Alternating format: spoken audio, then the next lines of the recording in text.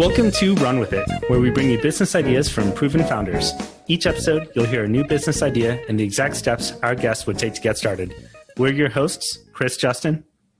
And Ethan Janney. And on today's show, we have Aline Lerner. She's the founder and CEO of Interviewing.io, an anonymous technical recruiting platform where companies like Facebook, Uber, Dropbox, and Snap have hired great software engineers. Aline. Oh, cut me off, Chris. I know, man. You're trying to cut me off from cutting you off. What's going on here? Cut me off. I'm cutting you off. Go ahead. What were you going to say? What were you going to say? I was going to say, Ethan, Aline's got a super impressive background. We all know that. People can go find out more about that all over the internet. She's a prolific blogger, thought leader in the hiring and interviewing space. She's been on the Indie Hackers podcast twice. Yeah, maybe more. I don't know. Who knows? Twice. Well, we'll see if they have me back. Well, this show, we're all about new business ideas. And I know, Aline, you are excited to share one with the listener. This idea is an analytics system, an add-on for applicant tracking systems. What was the experience that you had that triggered this concept in your mind? This is a very niche idea. So maybe I should say what an applicant tracking system is, before I even get into the idea. So anytime you apply for a job, there's probably some application you have to fill out where you have to put your name and link to your LinkedIn. And that's usually the front end of one of these systems. It's essentially a CRM, customer relationship management, specifically for hiring, that companies use to post jobs, to actually get applicants for those jobs, and also to track the candidate journey through the process. So you can see, how many candidates are currently interviews, how many have offers, right? And you can potentially even do scheduling in these things, email with candidates. They're getting more and more featureful as time goes on. It was always weird to me that recruiting had its own CRM when sales CRMs are so good, but there are things about recruiting, I suppose, that are a little bit unique. So what triggered this idea? I run a company called Interviewing.io. We're a hiring marketplace. And our whole shtick is that we think resumes are terrible.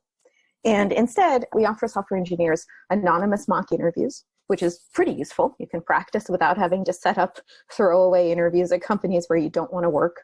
And then if you do well in those interviews, no matter how you look on paper, no matter who you are, you can directly book real interviews at top companies, bypassing having to put in your name and all that other stuff that I talked about earlier. So the really sort of weird thing about our platform, and I'll explain why this matters in a moment, is that we have gotten a lot of companies, like the ones that were mentioned earlier, to trust us and to actually interview our candidates without ever seeing a resume and completely anonymously. And of course, engineering time is expensive, and it took us a lot of convincing to tell companies like Dropbox, hey, you should totally talk to randos on the internet without knowing who they are. We promise you they're smart, which is kind of our sales pitch. I want to cut in here real quick because there's a bunch of stuff that's coming up for me that is interesting. And that's just trends in everything, trends in how technology and just new opportunities is affecting the way things work.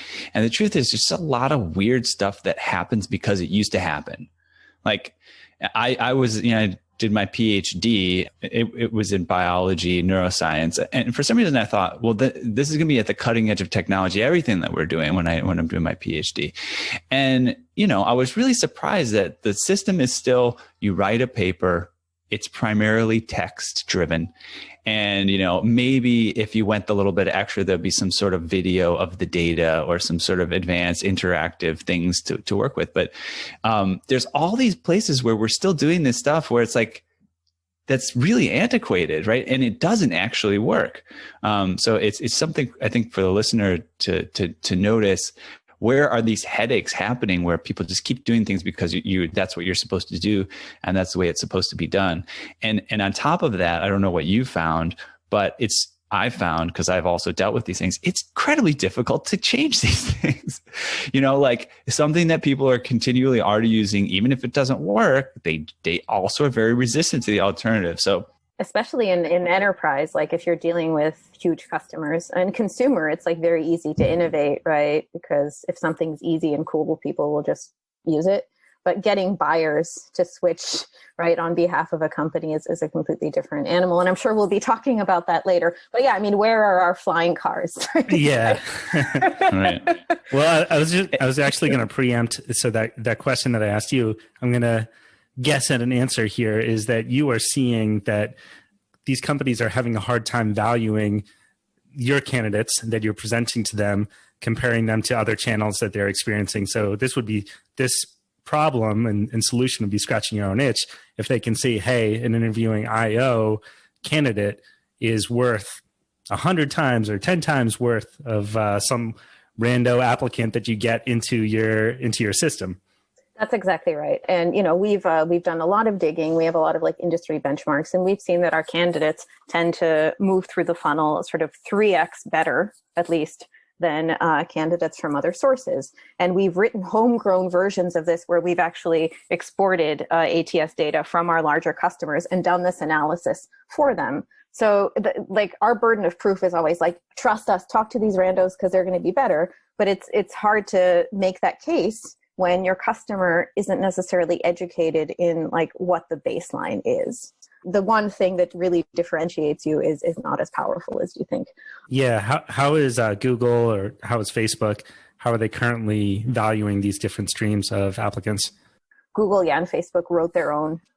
These ATSs do have reporting, but that reporting isn't always reliable. And it's very brittle. So it works in some specific cases, or it works if your funnel is set up exactly the way that a standard funnel would be set up. And it also depends on you sort of doing certain things to update your data. So this data is not necessarily reliable, and it's also not well communicated throughout the org. So you might have to dig for it. If typically on a sales call, one of the discovery questions we always ask is, what portion of your candidates pass technical phone screens? And it's shocking how few organizations actually know the answer to that. So you might say, well, maybe they just don't care and this is a dumb idea. But what we've seen is that there comes a day when somebody wants this information all of a sudden. And then the recruiting department is running around like chickens with their heads cut off. And then all of a sudden, a VP of Eng wants this, or a new incoming VP of recruiting decide they want this information. And then they're like, okay, all right, we need to hire some consultants, or we need to bring in somebody from the Eng team. And of course, the Eng team doesn't want to give Eng time to this. And then they end up doing some expensive ass integration with Tableau or Looker. And I've talked to recruiters that have been recruiting operations managers, that's their title, that have been tasked with figuring this out. And either they're banging their head against the wall trying to deal with a gross Excel export and clean it up, which is really hard, or they're just like, screw it, we're going to spend a lot of money. We need this now all of a sudden. You probably covered this, but repeat it back for me. And so you said that at some point it just becomes needed. Mm-hmm. Why is that needed? Is it just, you said that a new VP of Eng might want it, but is there an actual, unpack the reasoning behind why they want it? One thing that happens often is companies sort of take for granted that there's a lot of engineering time that goes into hiring. And in fact, and in an average, decent funnel, I guess, it takes about 90 engineering hours to make a hire as compared to maybe 30 or 40 recruiting hours. So it's a lot. That's fine for a while. And then all of a sudden you enter some kind of growth inflection point, right? Or all of a sudden your interviewers start burning out because they're tired of doing 4 interviews a week and constantly getting interrupted and not being able to do their real work, which is building product. And that just happens all of a sudden, right? And no one's prepared for it. And then you're like, shit. So one reason is Eng debt that you're sort of accruing with making all your engineers do interviews bites you in the ass. Another one just could be a changing of the guard, where a new leader comes in. And one of the things you generally want to do when you're new is get a handle on how the organization works. And in recruiting, the funnel is the key to that, right? Because then you can tell where all your inefficiencies are, and you can tell maybe where you should allocate headcount. Do you need more sourcers? Well, I noticed in our sort of pre-interview form that we put out to you, you called out some things, some metrics that you might want to keep track of within your hiring funnel. broken out by source, right? Like, where did these people come from?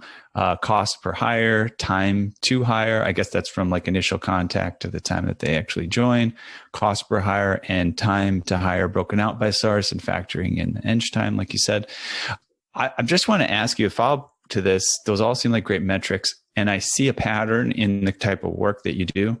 You're known for writing articles that are data driven, right? That this is not just your typical, what do you call it? Clickbait headlines and, faulty promises that people are making in articles online, top 10 lists, listicles, things like that.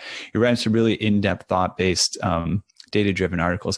People don't realize how one weird trick, right? Speaking of clickbait headlines, but one small funnel optimization can actually make a huge difference in how much eng time you spend per hire. For instance, double your pass-through rate from technical phone screen to onsite. You're actually going to cut the number of eng hours spent per hire by half. So it's goes from 90 to 45. Which is crazy because that's like $7,000 in eng time, maybe close to $10,000 that you're saving every time you make a hire. And if you're making a lot of hires, that adds up real quick. To me, that was kind of really eye-opening when I did the math. And what is especially shocking is how most eng and recruiting leaders don't think about this stuff because they either don't have access to the numbers or they're just not in the headspace. That reminds me of Cal Newport. We talk about him a fair bit on the show, but he's, big influence on me through his books.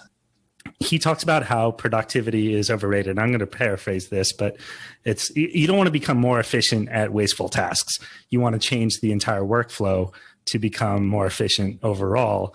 And that's a much higher lever than just pure getting things done, for example. Yeah. There's a place for GTD, but as you said, if you can reduce that pass-through rate by 50%, then that's a much bigger difference. There's a very concrete example of this that this doesn't come from me. It comes from a friend of mine who used to work at Open Door. He's an engineer and was very heavily involved in their interview process. He's actually writing about this now. I don't want to steal his thunder, but he's going to put a guest post on our blog about it. So I guess it's okay if I preempt him a little bit. So he actually dug into their funnel.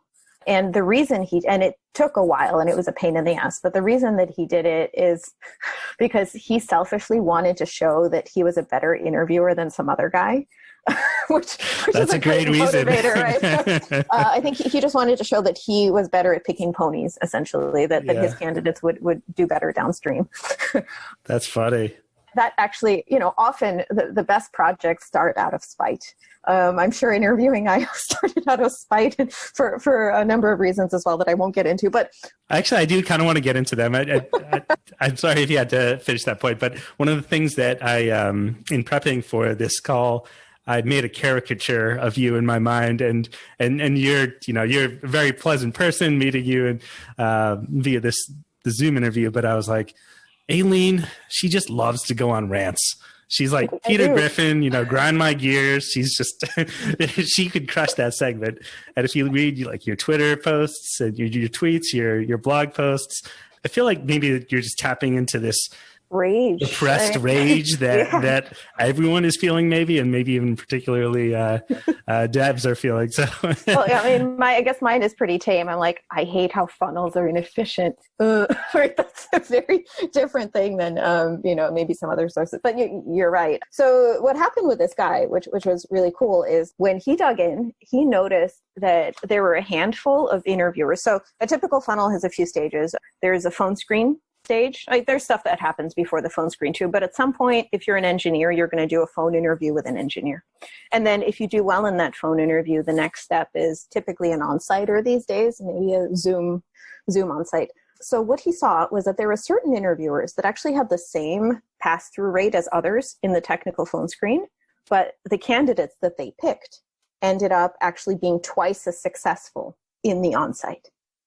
And that's really, really important because the on-site is further down the funnel and the on-site also takes 6 hours, right? So just let me clarify. So it was the people that were doing the phone screen were somehow better at choosing who would actually be a good candidate. Interesting. That's right.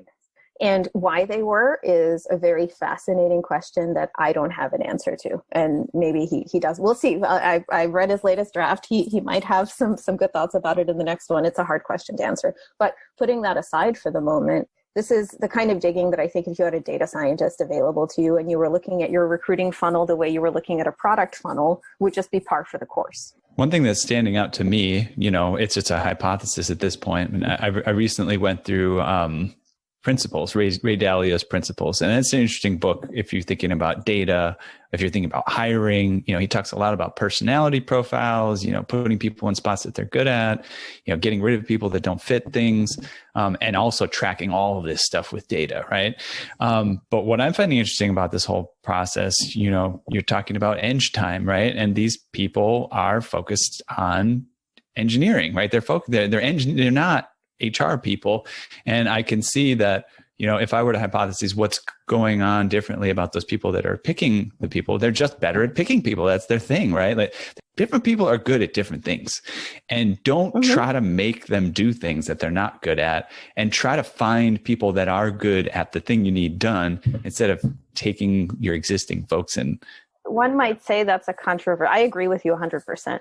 Some might say that's a controversial take, because there's been so much of a movement to standardize interviews and to sort of like move away from intuition and have all of these rubrics. I'm a big believer in intuition, but some people might disagree with you. Malcolm Gladwell will disagree with you. His latest book is very much anti-intuition in that sense. He talks all about how that's talking to strangers. But I would add this, though, at the risk of having so many people talking at the same time, cutting in here, but I wouldn't necessarily say that's intuition. It could be skill.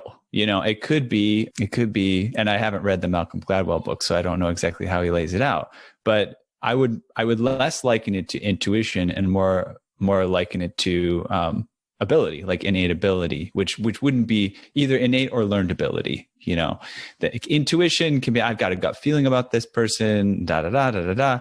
That's a fair point. And I guess the more of these you do, potentially you get better and better, and you just become this finely tuned, well-calibrated. I'm going to add one point here because I think I can do it relatively quickly from that book is people who are actually really skilled and practiced at doing those things like judges or CIA operatives performed just as badly at their main tasks as the lay people is one of the findings that he had from the book. So there are a great number of people who fit within that typical category. But if you have a personality that is a little abnormal, then people are really bad at assessing those things. But again, that's completely aside. I don't want to get too far into it. Let's come back to the main idea here a little bit. So we're talking about an analytics tracking platform, an add-on for something like Greenhouse or Lever. And the question that comes to mind for me is, why don't they do it themselves? Of course. Yeah. And I'll add just a little bit to that is neither of them have anything to lose from my perspective by providing that data, right? It'd be one thing if Facebook had to provide it and then, or Indeed.com had to provide it, right? They might find that their platform sucks for vetting candidates, but these ATSs, they're neutral. So I have a few guesses. This is something I, of course, anticipated this question and kind of racked my brain and discussed it with a few friends beforehand to see what they thought. I have a few guesses. So my best guess is, and some of this just comes from interacting directly with folks who build ATSs and getting some sense of how they prioritize their roadmap. Whenever stuff like this, like it sounds easy, you just build a funnel, right? But it's actually not. And we took a stab at doing this internally. I know it didn't take us very long to do it per customer. There was still a fair amount of manual work. We needed to do a lot of tagging. So for instance, we were trying to figure out for this customer, what is your best source? And of course, we ended up being their best source, which was amazing. We didn't know going in that we were hoping. And that's why we invested the time, but we didn't know. So we had to find all their sources, put them in a spreadsheet, and then categorize them. Is this an agency? Is this a tool? It took a fair amount of work. And I think building these weird custom one-off things is not the right way to spend time for a company of that size that is dealing with a ton of customers. I think if their biggest customer came to them and said, we're going to give you a shit ton of money to build this for us, then they will, right? But most companies are not big enough to warrant the distraction. And the way they store they're set in how they store their data. So like accessing it might be a pain in the ass. And like the bigger you are, the harder it is to actually be nimble and do this stuff. And it's probably not worth their time. And if you look at something like Salesforce, right? I mean, Salesforce is a CRM. Ultimately, in order to get your Salesforce instance to work the way that you want, you typically have to bring in a Salesforce consultant, and companies having these custom needs is what sort of drove Salesforce to become an app platform, which in turn turned them into this huge business, right? And that took like 20 years.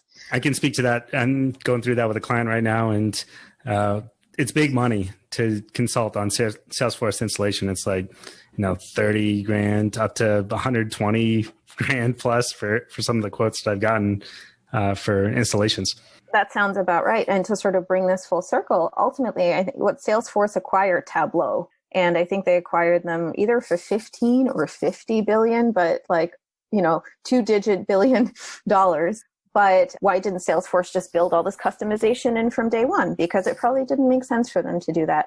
Now, one might say, well, is this a viable venture business, right? Because how does this scale? This sounds really niche. And what's to stop somebody from ripping you off? I actually don't know if it's a viable venture business, but I do think that for a small team, this could be an amazing lifestyle business.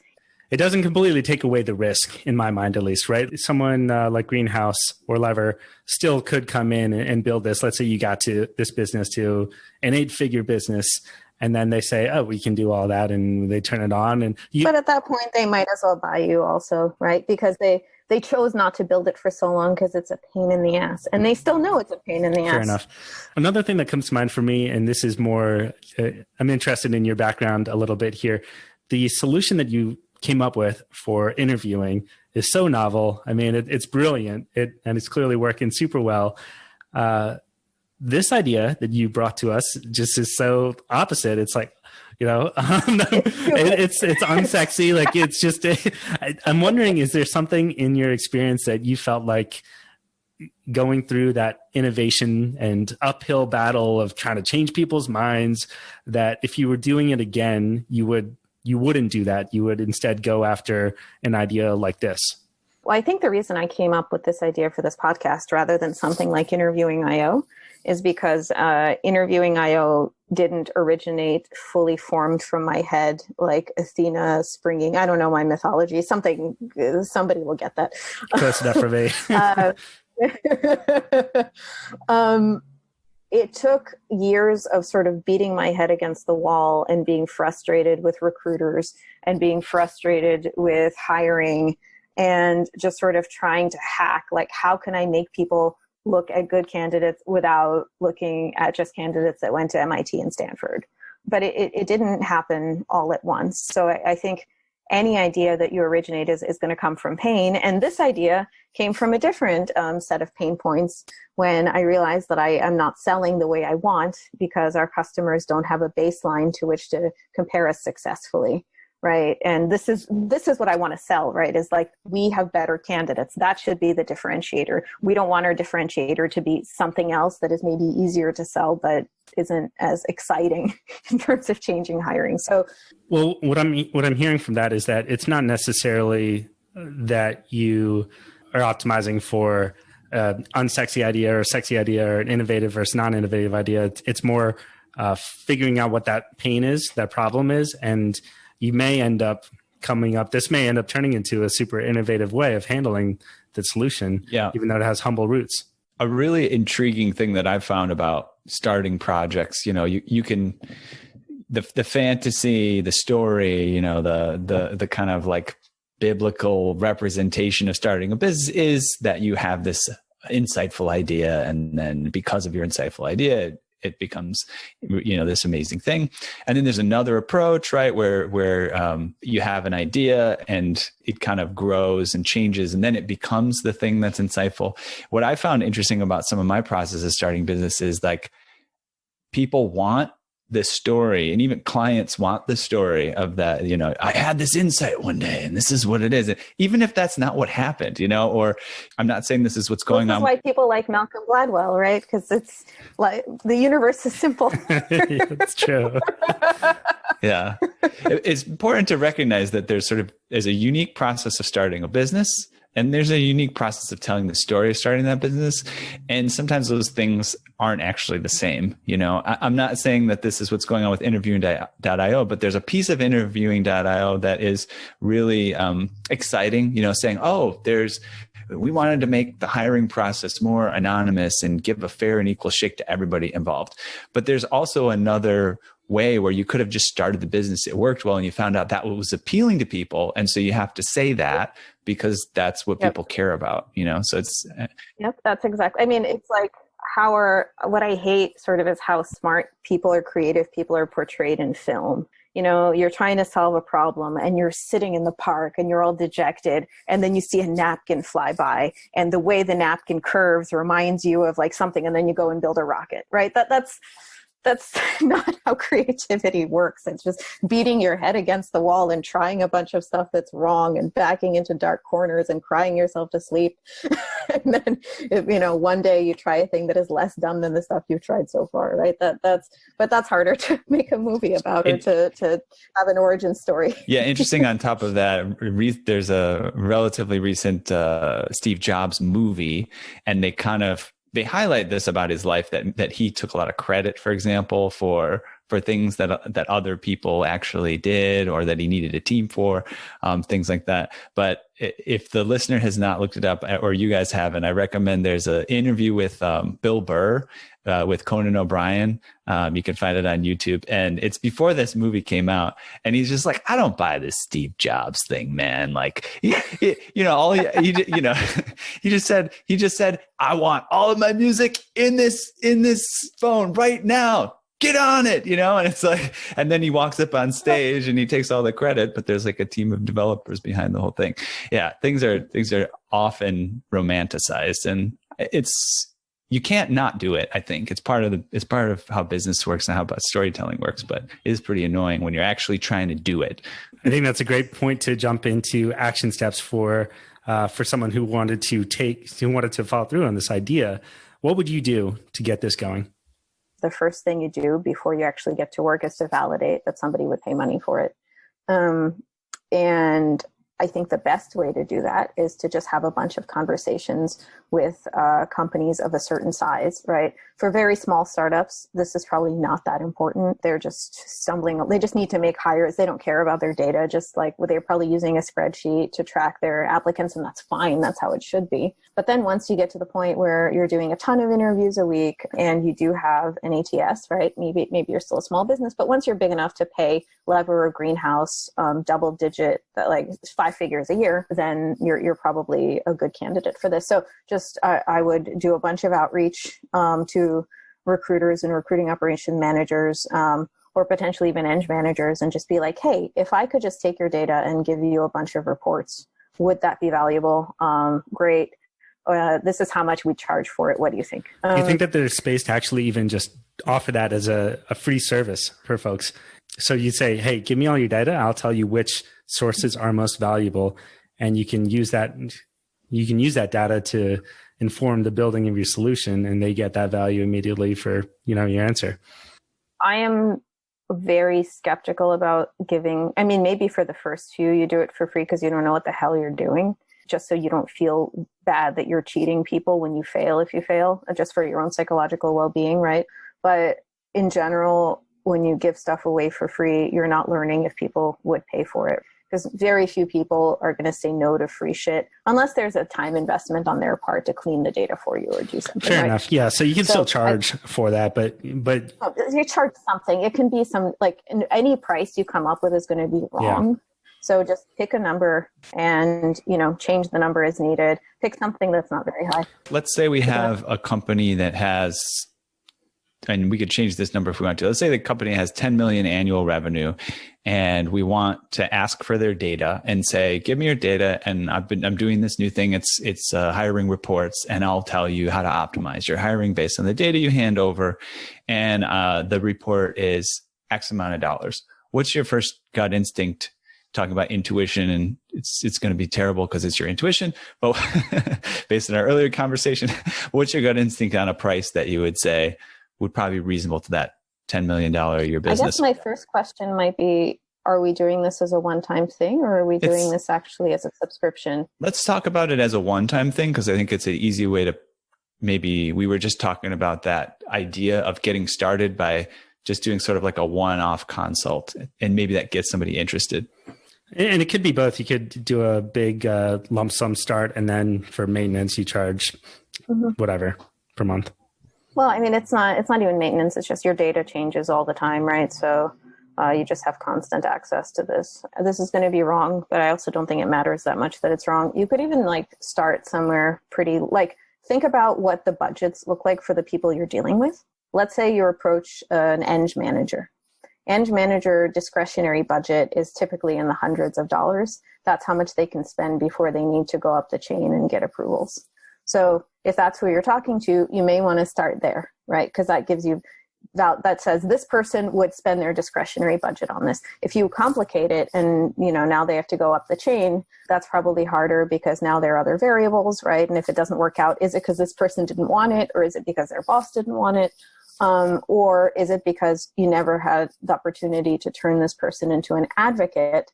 Because maybe if you like just let them use their discretionary budget on this, they get it. And now all of a sudden they're going to be your biggest fan, and it'll be much easier for them to take it up the chain. I'll give a quick tip. It's going to be a quick thing. I recently did this and found it was pretty fascinatingly useful.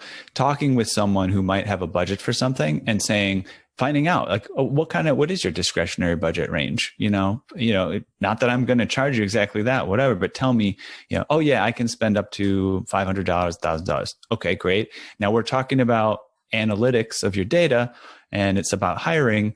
What would make it a no-brainer for you to spend? If they told me $1,000, what would make it a no-brainer for you to spend $800? And then, match that with what you can actually do, and then propose it, right? So that you almost know you're going to get a yes before you propose it, because you got an idea about what would make it a hell yes for them. That was just my little tip there. I like that very much. That's a great approach. That makes sense. I wanted to turn the focus to the listener. Imagine that someone is out there, they like this idea, but they don't have the skill set to be able to manage data analytics in this way, and even offer a consulting package to someone for $800 to do this. You did another rant that we saw on Twitter about how boot camps are overrated, culinary school is overrated. I imagine that would be similar for data analytics. How should someone learn a skill like this? A lot of the stuff I write is pretty data heavy, but I am the first person to admit that I am a very bad data analyst and still have no idea what the hell I'm doing, but I sort of manage most of the data. I think the reason I'm saying this, I think anybody that has an appetite for this doesn't need much. I learned most of my stats in high school, and that is the level at which I operate as a high school not even AP statistics, just like a high school biology class where we had to do t-tests and chi-square tests. So I think that, you could probably get started pretty quick if you just read a high school stats textbook. And also the good news is there are tools that you can use to sort of get comfortable with the stuff. One of my favorite tools that got me through my first few years of blogging, called StatWing. They got bought by Qualtrics a few years ago, but I think they still operate in their own right. And you can just give the tool a CSV and just analyze so let's say you have a CSV with a bunch of columns and you want to see if column A and column B have some relationship to each other. You just say, tell me the relationship. Is there any statistical significance? And you can just p-hack your way through it and figure out is there any significance here? And that's kind of, you throw spaghetti at the wall, but it also teaches you to develop some intuition for this stuff. And I think just messing around with that tool and reading a little bit of high school stats will get you 80% of the way. This is a bit of a flyer, and we're coming up on time here, but how do you think about this idea in terms of broader trends within the tech world and in the industry? one of the things that's always flummoxed me a little bit is how far behind recruiting as an industry is behind sales and marketing. And it is just sales and marketing, but because it's a cost center rather than a profit center, it doesn't get the same amount of attention. It doesn't get the same level of expert. Like the hiring is different. You're not going to like typically bring on, Facebook has done this a bit to their credit, but you're not going to bring on like full on data scientists and be like, you're just going to sit in the recruiting team. There's a subset called like people analytics, but it still feels like the ugly stepchild of analytics. And that's been just a source of confusion to me, even though I kind of get why it is.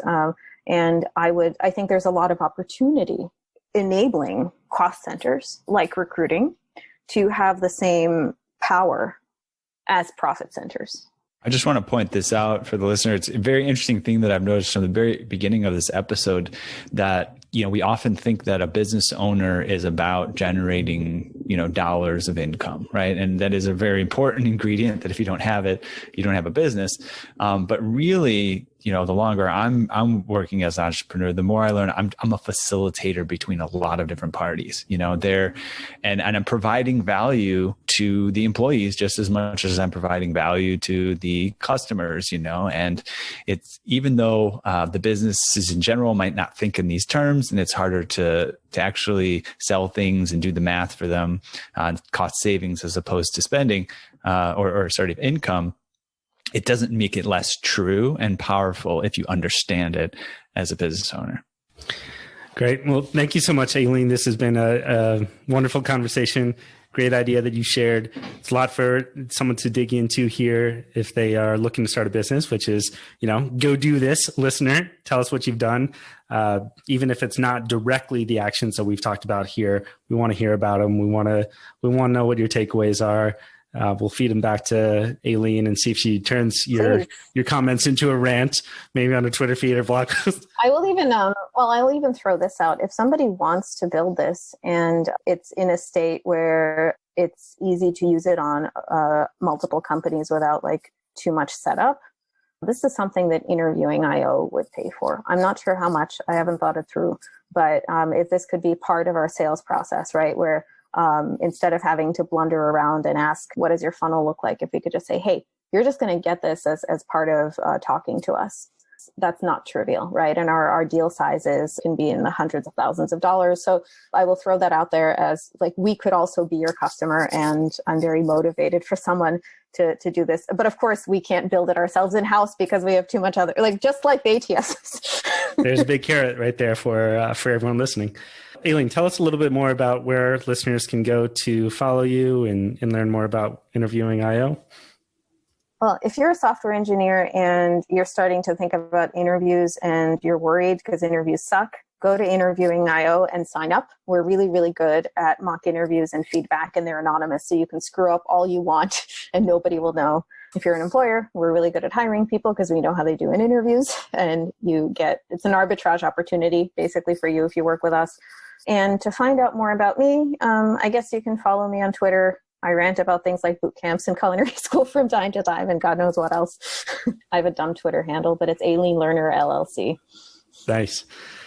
Well, yeah, thank you very much, Aline. Pleasure spending this time with you on a Friday afternoon. Thank you. All right, to the listener, we'll see you next week.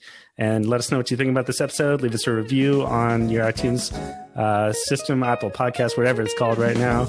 And yeah, we'll talk to you later.